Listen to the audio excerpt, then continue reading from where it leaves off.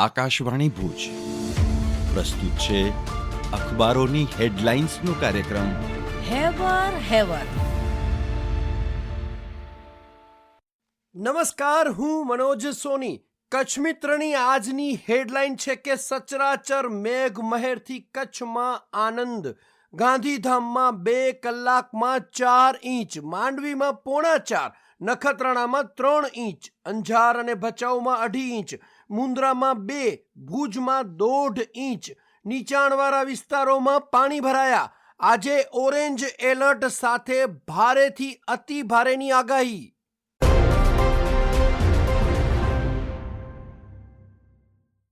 કચ્છ મિત્રના અંદરના પાને દેશ પ્રદેશના સમાચાર છે કે 110 ભારતીય ઈરાનથી આર્મેનિયા પહોંચ્યા. યુદ્ધ વચ્ચે હજી 70 ભારતીય વિદ્યાર્થી તહેરાનમાં ફસાયેલા.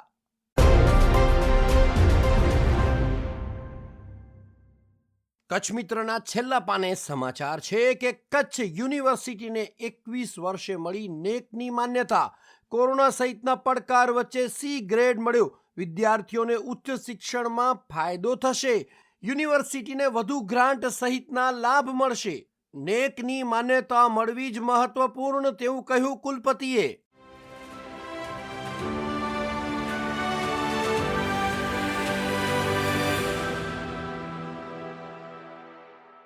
હું સ્મિતા રાણા. દિવ્ય ભાસ્કરના સમાચાર છે. ચોમાસાની શ્રીકાર શરૂઆત. 11 તાલુકામાં અતિ ભારે અને 15 તાલુકામાં ભારે વરસાદને લઈને એલર્ટ અપાયું. 20 જિલ્લામાં એસડીઆરએફ તહેનાત. 12 કલાકમાં બરવાળામાં 7 ઇંચ વરસાદ ખાબક્યો. 36 કલાકમાં 109 લોકોને બચાવવામાં આવ્યા. વરસાદી પાણીની આવક થતાં સૌરાષ્ટ્રના 7 ડેમ હાઈ એલર્ટ પર. 8 ડેમ વોર્નિંગ કેટેગરીમાં મુકાયા. બોટાદ પાસે 7 તણાયા.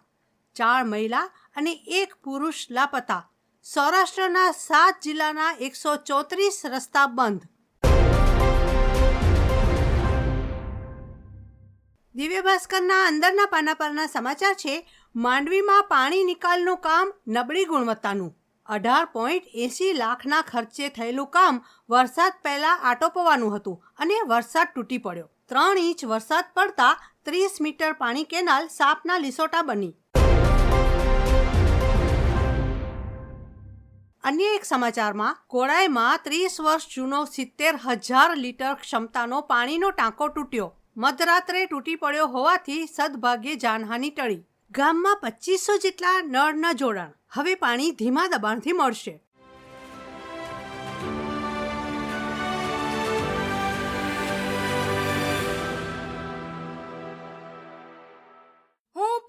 અંતાણી. સંદેશના ઇન્ટરનેશનલ પેજના સમાચાર છે. વડાપ્રધાન શ્રીનો 10મા વર્ષમાં કેનેડાનો પ્રથમ પ્રવાસ. સતત 6ઠી વખત G7 સમિટમાં ઉપસ્થિતિ. સમિટની સમાંતરે મોદી કેટલીક દ્વિપક્ષી બેઠકો પણ કરશે. કેનેડામાં G7 સમિટમાં મહત્વના વૈશ્વિક મુદ્દાઓ પર ચર્ચા કરશે.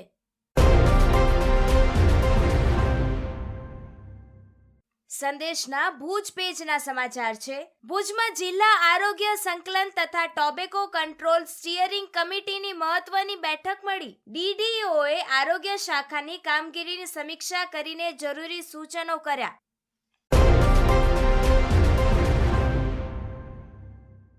સંદેશના પ્રથમ પાને સમાચાર છે. અમેરિકી પ્રમુખ ટ્રમ્પ કહે છે, અમે આકરા પગલાં લઈશું. અમારે યુદ્ધ વિરામ નહીં, કાયમી ઉકેલ જોઈએ. તો ઇઝરાયલ કહે છે, ખામૈનીની હાલત સદ્દામ જેવી કરાશે.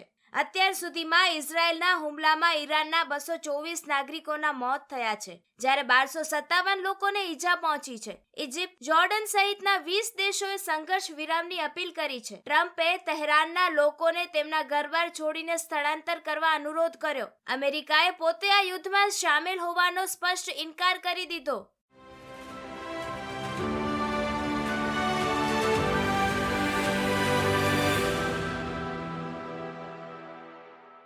હું પરમ મકવાણા. ગુજરાત સમાચારના ત્રીજા પાને સમાચાર છે.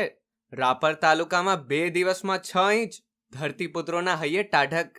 ચોમાસાના આરંભે જ રાપરમાં પ્રી મોન્સૂન કામગીરીની પોલછતી થઈ. વાવણી લાયક વરસાદથી ખેડૂતો ખરીફ પાકના વાવેતરની તૈયારીમાં લાગ્યા.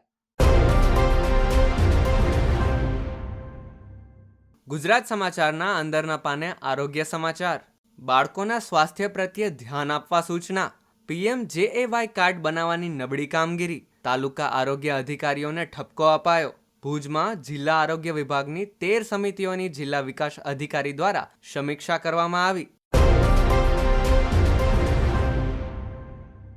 ગુજરાત સમાચારના અન્ય મુખ્ય સમાચાર. અમદાવાદમાં પ્લેન ક્રેશ પછી વિમાનોની સુરક્ષા તપાસ સઘન બનાવાઈ. એક જ દિવસમાં એર ઇન્ડિયાની 7 ફ્લાઇટ રદ. પ્રવાસીઓ રજડ્યા. એર ઇન્ડિયાની રદ 7માંથી 6 ફ્લાઇટ બોઈંગ 788 ડ્રીમલાઇનર માત્ર એક ફ્લાઇટ વિમાન ઉપલબ્ધ નહીં હોવાથી કેન્સલ કરાઈ.